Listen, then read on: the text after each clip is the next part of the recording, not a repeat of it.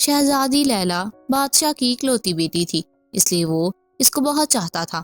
ملکہ بھی اپنی شہزادی سے بہت محبت کرتی تھی اور اسے ایک لمحے کے لیے بھی اپنی آنکھوں سے اوجھل ہونے نہیں دیتی تھی۔ شہزادی لیلا کی پرورش بڑے ناز و نام سے ہو رہی تھی۔ وہ نہ صرف بے انتہا خوبصورت تھی بلکہ دل کی بھی بہت نیک تھی اور سب سے بہت اچھا سلوک کرتی تھی۔ اس کی 10ویں سالگرہ نزدیک تھی۔ بادشاہ نے سوچا کہ اس سالگرہ پر اسے کوئی بہت اچھا سا تحفہ دے۔ اس نے ایک بات کا مشاہدہ کیا تھا، شہزادی لیلا کو باغ میں رہنا، وہاں کھیلنا کودنا اور پڑھنا لکھنا بہت اچھا لگتا تھا۔ باغ تھا بھی بہت خوبصورت، اس میں پانی کا ایک فوارہ بھی تھا اور موروں کا پنجرہ بھی۔ اس کے اس شوق کو دیکھتے ہوئے بادشاہ کے ذہن میں ایک بہت اچھا سا خیال آ گیا۔ اس نے اگلے روز ملک کے سب سے بڑے ماہر تعمیرات شیر افگن کو بلایا اور اسے حکم دیا کہ وہ باغ میں شہزادی لیلا کا ایک ایسا کمرہ تیار کرے جسے دیکھ کر شہزادی خوش ہو جائے۔ شیر افگن نے کہا، جہاں پناہ آپ کا حکم سر آنکھوں پر۔ شہزادی صاحبہ کے لیے میں ایسا عمدہ کمرہ بناؤں گا جو دیکھے گا تعریف کیے بنا رہ نہیں سکے گا۔ اسے دیکھ کر شہزادی بھی خوشی سے پھولا نہیں سمائے گی۔ اس کی بات سن کر بادشاہ کے ہونٹوں پر مسکراہٹ آ گئی۔ شہزادی کی سالگرہ قریب تھی، اس لیے کمرہ بنانے کا کام فوراً ہی شروع کر دیا گیا۔ بہت سارے مزدور اس کام پر لگے ہوئے تھے اور کمرے کی تعمیر پر دن رات کام ہو رہا تھا۔ اسی دوران بادشاہ کے پڑوسی ملک کے بادشاہ نے اس سے درخواست کی کہ وہ اپنے محل میں کچھ تبدیلیاں کروانا چاہتا ہے، اس لیے شیر افگن کو چند دنوں کے لیے اس کے ملک میں بھیج دیا جائے۔ شیر افگن اتنا اچھا ماہر تعمیرات تھا کہ اس کی شہرت دور دور تک پھیلی ہوئی تھی۔ بادشاہ نے یہ درخواست رد نہیں کی اور شیر افگن کو حکم دیا کہ وہ جا کر اس کے دوست بادشاہ کے کام کو مکمل کرے۔ شہزادی کے کمرے کا تھوڑا سا ہی کام باقی تھا۔ شیر افگن نے راج مستریوں اور مزدوروں کو کام کے سلسلے میں چند ہدایات دی اور چلا گیا۔ شہزادی لیلا کی سالگرہ سے ایک دن پہلے کمرہ پوری طرح تیار ہو گیا تھا۔ بادشاہ نے کمرے کا معائنہ کیا تو بہت خوش ہوا۔ یہ کمرہ شیشم کی قیمتی لکڑیوں سے تعمیر کیا گیا تھا۔ اس میں داخل ہوتے ہی ایک فرحت بخش ٹھنڈک کا احساس ہوتا تھا اور کمرے میں استعمال شدہ لکڑیوں سے بھینی بھینی خوشبو آتی تھی۔ کمرے میں ایک ہی کھڑکی تھی۔ اس کھڑکی کے اوپری حصے پر کسی دھات کی چھوٹی چھوٹی رنگ برنگی نلکیاں لٹکی ہوئی تھیں۔ جب کھڑکی سے ہوا اندر داخل ہوتی تھی تو ان نلکیوں سے ٹکرا کر جل ترنگ بجنے کی آوازیں پیدا کرتی تھی۔ اس میں کوئی خاص تکنیک استعمال کی گئی تھی جو بادشاہ کی سمجھ میں نہیں آئی، مگر وہ شیر افگن کو داد دیے بغیر نہ رہ سکا۔ کمرے میں ایک چھوٹا سا قیمتی اور خوبصورت بستر تھا جس پر ریشم کا گدا اور تکیے تھے۔ 3 چھوٹی بڑی کرسیاں ایک میز کے گرد رکھی تھیں۔ کونے میں ایک چھوٹی سی الماری بھی تھی۔ شہزادی نے جب اتنا خوبصورت کمرہ دیکھا تو اس کی خوشی اس کی آنکھوں سے ظاہر ہونے لگی۔ اس نے بادشاہ کا بہت شکریہ ادا کیا۔ اس نے اس کی سالگرہ پر اتنا شاندار کمرہ بنوا کر دیا۔ اس کی سالگرہ بہت دھوم دھام سے منائی گئی اور اس میں وزیروں اور رئیسوں نے اپنی بیوی بچوں کے ساتھ شرکت کی۔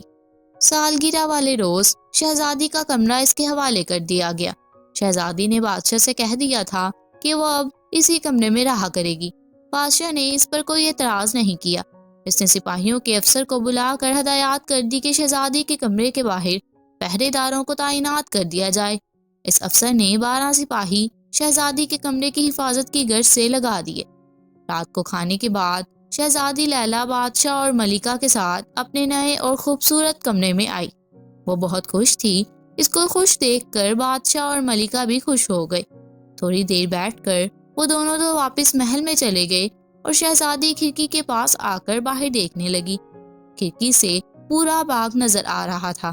باغ میں چاروں طرف طرح طرح کے خوشنما پھول کھلے ہوئے تھے۔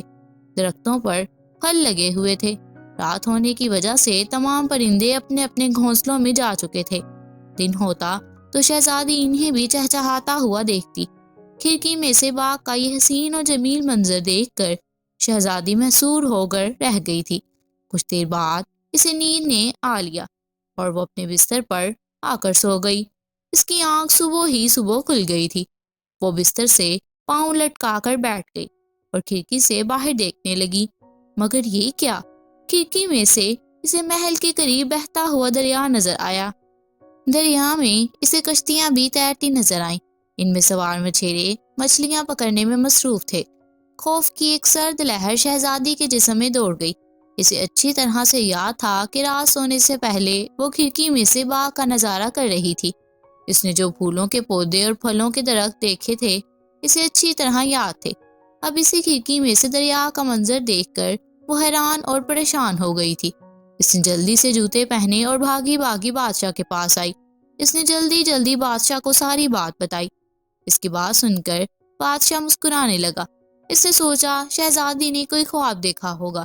اس کی بے یقینی شہزادی نے بھانپ لی تھی۔ ابا حضور، آپ کو میری بات کا یقین نہیں آ رہا، آپ خود چل کر دیکھ لیجئے۔ اس نے اس کا ہاتھ پکڑا اور اپنے ساتھ اسے کمرے میں لے آئی۔ کمرے کے چاروں طرف سپاہی پہرا دے رہے تھے۔ بادشاہ کو دیکھ کر انہوں نے اسے تعظیم پیش کی۔ شہزادی اور بادشاہ جب کمرے میں داخل ہوئے تو شہزادی کے منہ سے ایک ہلکی سی چیخ نکل گئی۔ کھڑکی میں سے اب اسے محل کے قریب جو پہاڑیاں تھیں وہ نظر آ رہی تھیں۔ پہاڑیوں پر بے تحاشا جھاڑیاں اگی ہوئی تھیں اور چند چرواہے وہاں اپنی بکریاں چروا رہے تھے۔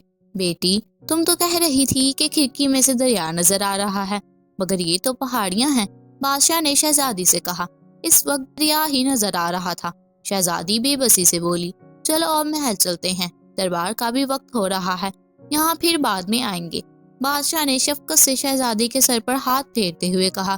شہزادی سوچ میں ڈوبی اس کے ساتھ چل پڑی۔ محل میں پہنچ کر بادشاہ تو دربار میں چلا گیا۔ شہزادی نے پوری داستان ملکہ کو سنا دی۔ ملکہ کو یقین تھا کہ شہزادی جھوٹ نہیں بولتی۔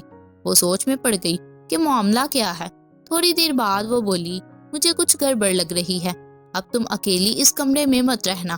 شہزادی خود ڈر گئی تھی، وہ بھی اس جادو کے کمرے میں نہیں رہنا چاہتی تھی۔ شام ہونے سے پہلے بادشاہ تمام کاموں سے فارغ ہو گیا تھا۔ اس نے اپنے ساتھ ملکہ اور شہزادی کو لیا اور اس پر اسٹار کمرے کی طرف آیا۔ وہ لوگ وہاں پہنچے تو بادشاہ کو بھی ایک بات کھٹکی۔ اسے اچھی طرح سے یاد تھا کہ صبح جب وہ شہزادی کے ساتھ اس کمرے میں داخل ہوا تھا تو کمرے کے دروازے کے سامنے پانی کا فوارہ تھا۔ اب دروازے کے سامنے مور کا پنجرا نظر آ رہا تھا۔ بادشاہ نے اس بات کا تذکرہ شہزادی سے نہیں کیا تھا کہ کہیں یہ بات سن کر وہ مزید نہ ڈر جائے۔ جب وہ تینوں کمرے میں پہنچے تو کھڑکی والا منظر بدل گیا تھا اور باغ میں لگے پھول پودے نظر آ رہے تھے۔ ابا حضور، دیکھا آپ نے، میں سچ کہہ رہی تھی نا؟ شہزادی لیلا نے بڑے جوش سے کہا۔ ہماری بیٹی جھوٹ نہیں بولتی، تم سچ ہی کہہ رہی تھی۔ اب ہمیں اس بات کا کھوج لگانا پڑے گی کہ کمرہ بار بار کیوں گھوم رہا ہے۔ جب تک ہم اس بات کا پتہ نہ چلا لیں کہ یہ معاملہ کیا ہے، یہ ہمارا حکم ہے اس کمرے کو مقفل کر دیا جائے اور چابی ہمارے حوالے کی جائے۔ بادشاہ کے حکم کی فوراً تعمیل کی گئی۔ شہزادی کے اس نئے کمرے کو تالا لگا کر چابی بادشاہ کی خدمت میں پیش کر دی گئی۔ بادشاہ نے سوچ لیا تھا کہ شیر افغن سے اس سلسلے میں بات کرے گا۔ وہ تو پڑوس کے ملک میں اس کے دوست بادشاہ کے کام میں گیا ہوا تھا، اس لیے بادشاہ اس کا انتظار کرنے لگا۔ ایک ہفتے کے بعد شیر افغن کی واپسی ہو گئی۔ بادشاہ نے اسے فوراً طلب کیا۔ وہ حاضر ہوا اور ہاتھ باندھ کر کھڑا ہو گیا۔ بادشاہ نے کہا، تم نے شہزادی کا کمرہ بہت اچھا بنایا ہے، مگر ایک بات سے ہم بہت پریشان ہیں۔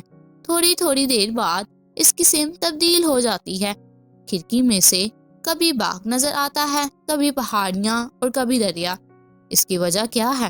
شیر افغن نے ہاتھ باندھ کر عرض کی، حضور والا، آپ کے ارشاد کے عین مطابق میں نے شہزادی صاحبہ کے لیے ایک بے مثال کمرہ بنانے کا سوچا تھا۔ چند سال پہلے میں ملک مصر گیا تھا، وہاں میں نے کل کا گھوڑا بھی دیکھا تھا۔ وہ گھوڑا ہوتا تو لکڑی کا ہے، مگر اس کے اندر لوہے کی گراریاں وغیرہ لگی ہوتی ہیں اور ان کو چلانے کے لیے گھوڑے کی رکابوں میں کل پرزے لگے ہوتے ہیں، جن کی وجہ سے وہ دوڑتا بھاگتا ہے۔ اس کام کا ماہر میرا ایک دوست تھا۔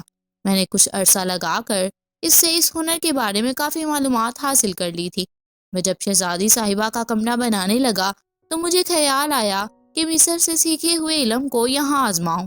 میں نے اس کمرے کی بنیاد بہت ساری لوہے اور پیتل کی گراریوں پر رکھی اور ان کو کمرے سے باہر فرش میں لگی بڑی بڑی پکی سیلوں میں منسلک کر دیا۔ کوئی شخص اگر ان سیلوں پر پاؤں رکھتا ہے تو کمرے کے نیچے لگی گراریاں حرکت کر کے کمرے کو تھوڑا سا گھما دیتی ہیں۔ کمرے کے باہر سپاہی چونکہ ہر وقت گشت میں مصروف رہتے ہیں اور اس گشت کے دوران ان کے قدم سیلوں پر پڑتے رہتے ہیں، اس لیے کمرہ بھی مسلسل حرکت کرتا رہتا ہے اور کھڑکی سے باہر کے مناظر تبدیل ہوتے رہتے ہیں۔ مجھے اچانک یہاں سے جانا پڑ گیا تھا، ورنہ یہ باتیں میں آپ کو پہلے ہی بتا دیتا۔ اس کی بات سن کر بادشاہ بہت متاثر ہوا۔ شیر افغن، تم واقعی بہت قابل اور ہنرمند ہو۔ ہمیں فخر ہے کہ ہماری رعایا میں تم جیسے لوگ بھی موجود ہیں۔ بادشاہ نے خوش ہو کر شیر افغن کو ڈھیر سارے انعام و اکرام سے نوازا۔ پھر اس نے شہزادی لیلا کو بھی کمرے کی پوری تفصیل سے آگاہ کر دیا۔ یہ تفصیل سن کر شہزادی کا خوف بھی دور ہو گیا اور وہ بڑے مزے سے باغ کے اس گھومنے والے کمرے میں رہنے لگی۔ یہاں پر اس نے اس انعام میں سے ان لوگوں کو بھی حصہ دیا جنہوں نے شہزادی لیلا کا کمرہ بنانے میں اس کی مدد کی تھی۔ وہ سب لوگ بہت خوش ہو گئے اور جادوئی کمرے کا راز بھی کھل گیا۔